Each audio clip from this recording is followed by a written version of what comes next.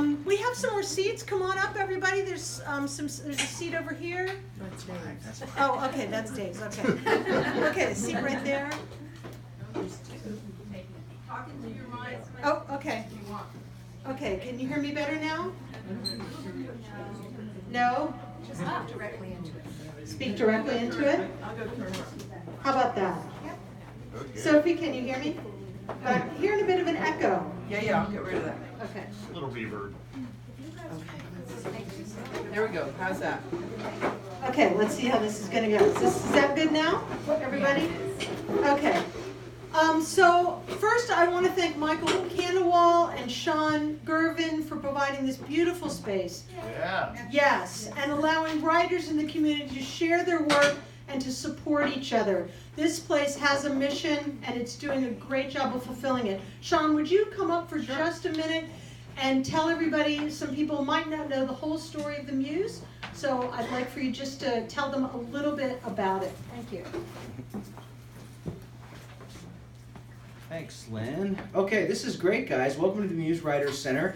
This is a wonderful turnout. If you don't know who we are and what we do, we are a literary center, and we have creative writing classes for kids and adults, free events, readings, book launches like this, and we also do outreach to the community and get creative writing out there so people can learn how to write.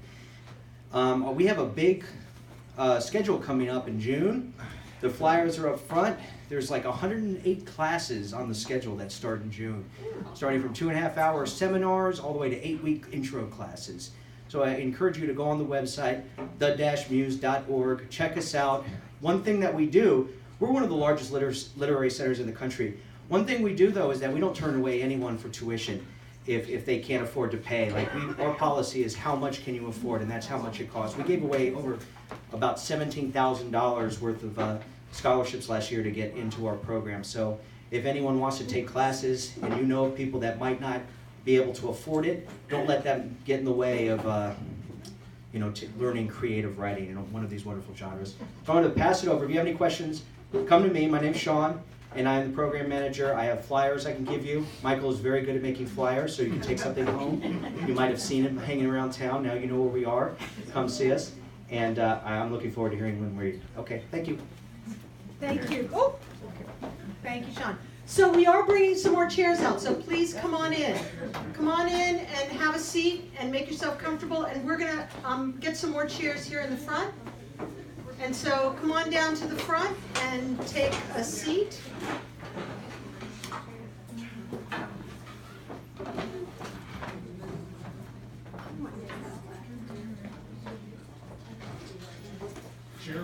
Chair brigade. Yep. Come on up, everybody. We've got more chairs coming. I want everybody to sit down if they can. Come on up. Yep, got more chairs up here in the front. I'm going to get really pushy. I'm going to make y'all come in and sit down. Start calling him by name, Lynn. Yeah, I'm going to start calling by name. Bill Burke, come on up and sit down.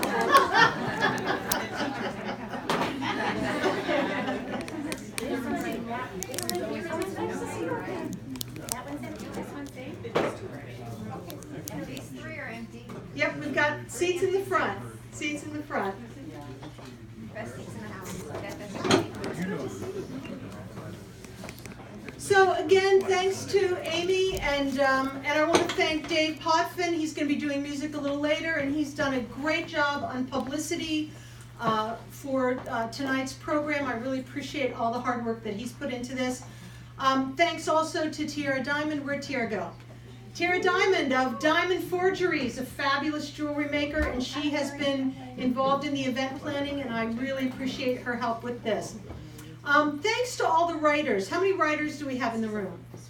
Yes. Thanks to all the writers for creating with the written word, and thanks to all the editors.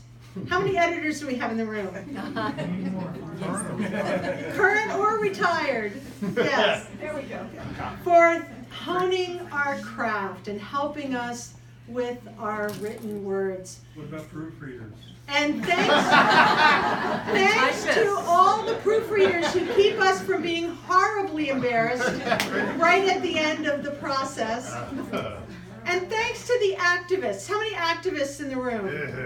thanks to the activists who stand up and make a difference. So, you know the title of the book, Hog Wild, The Battle for Workers' Rights at the World's Largest Slaughterhouse.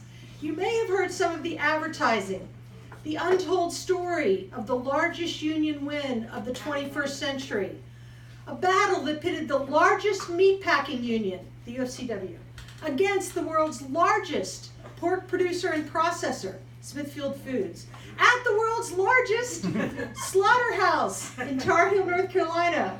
So there's a lot of largest in this story.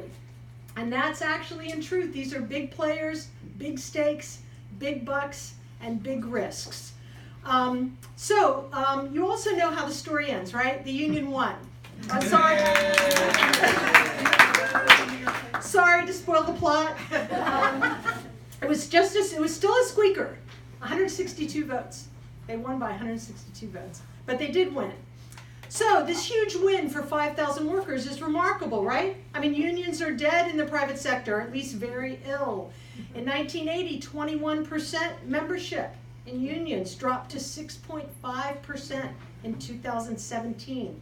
So we went from 1 in 5, not great anyway, to 1 in 15, much worse. So we should be celebrating this huge win, right? It's a model. If this were replicated, we'd save the middle class and reverse the second Gilded Age. But, no, perhaps what's most remarkable is that this one success story in a world where meatpacking unions' back has been broken by big business was in fact a startling failure at every turn. First of all, it's an anomaly. Who has the money, political will, and risk tolerance to take on a food giant with an appetite for litigation? Second, though the government eventually backed the workers under tremendous political and legal pressure, it still failed the very people it was designed to protect. It was so slow and toothless that it did little more than provide a solid foundation for the union to finish off the job. It took 16 years from the time the first complaints were filed against Smithfield Foods until the final judgment came down. 16 years. People died. People disappeared. People gave up hope. People's lives were destroyed. For instance, workers illegally fired in the early 1990s who testified against Smithfield Foods did not receive a final verdict until 2008. And only then because Smithfield Foods decided not to appeal to the Supreme Court. About 10 workers got some small payouts. One even got back his old job, but he was then a target. And it's not a model for other workers who want to improve working conditions. No one at Smithfield left thinking, hey, it was great being blackballed and scrounging for work for 16 years. That was great fun. You should try it. Finally, no matter what the court verdicts say, Smithfield Foods was never really held accountable. Every step of the way, they piled on more profits, they bought more companies, they expanded food lines, and in the end, despite total condemnation by the government and court system, it was sold to the Chinese in 2013, and those at the top were rewarded with obscene profits. Meanwhile, the entire state of North Carolina, which became essentially Smithfield's company town, may never recover. Smithfield Foods left ruin in their path. They cannot put a pork chop on your plate without breaking the law, without torturing animals, without paying unethically low wages. They cannot produce a Christmas ham without outsourcing the high costs of environmental cleanup from hog farms, hog industrial complexes, and the meatpacking plants onto U.S. citizens. Most shamefully, they leave behind their workers permanently disabled from the fast-moving disassembly lines, which it seems not even a union can slow enough to avoid injuries and repetitive motion injuries.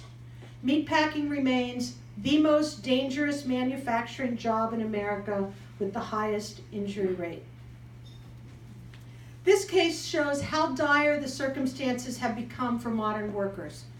Does anyone even remember the National Labor Relations Act passed in 1935? No, it's been hacked apart, dismantled, and castrated by corporate lobbyists and political pressure. Even the long-term head of the National Labor Relations Board says that the law has become irrelevant.